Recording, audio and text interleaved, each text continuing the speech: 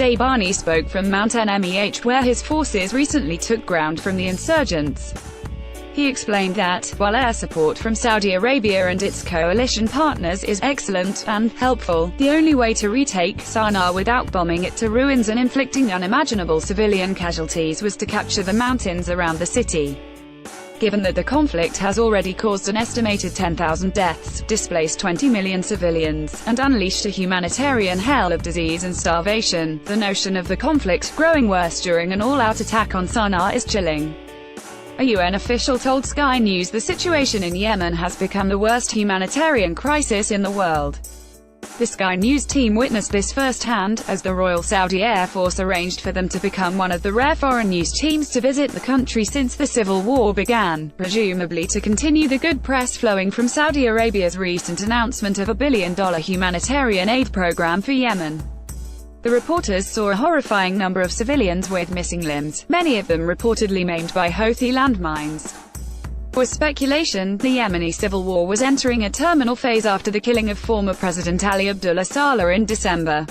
Saleh was a crucial early ally of the Houthis against his successor, Abd Rabbu Mansour Hadi, but the relationship turned sour when Saleh was seen talking to the Saudis and looking for a way to end the conflict, and the Houthis murdered him as a traitor. The loss of Saleh and his supporters was seen as a possibly mortal blow to the insurgency.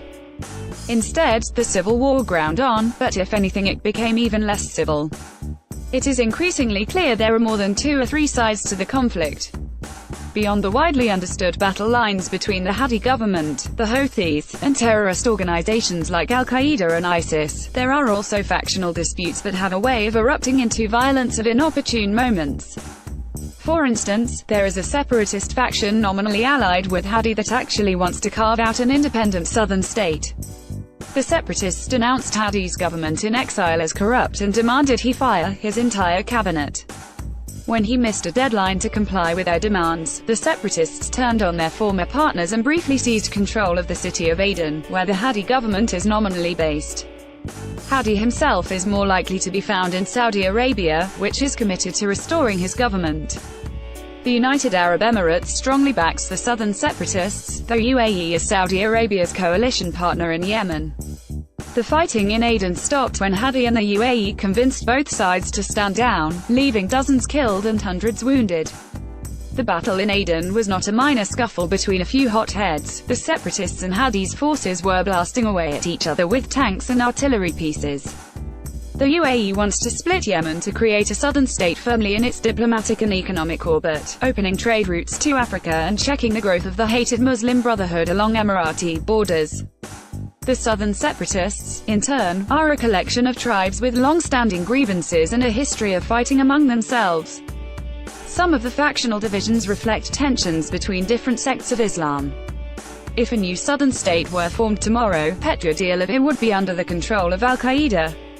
The narrative of a legitimate government fighting Iranian-backed Houthis obscures a complex local reality, and it hinders efforts to achieve peace, analyst April Longley-Ali of the International Crisis Group told The Washington Post over the weekend. Despite General Daybani's optimism about slowly building up a commanding position in the mountains around Sana'a and preparing for a knockout punch to end the Houthi insurgency, the Associated Press called the war a stalemate on Monday, comparing it to America's 16-year operation in Afghanistan. The rebels have enough artillery to make further movement toward Sana'a extremely difficult. It took months for government troops to clear out sniper nests and secure the territory they now hold. Some individual provinces of Yemen are so heavily militarized that it is difficult to tell civilians from irregular fighters, especially since the use of child soldiers is prevalent. The forces in a single city are often divided between several different factions with different international backers. Not only does a decisive military defeat for either major side in the Yemeni civil war remain elusive, but it's not clear how many sides there truly are, or what sort of peace process could possibly bring them all to the same negotiating table.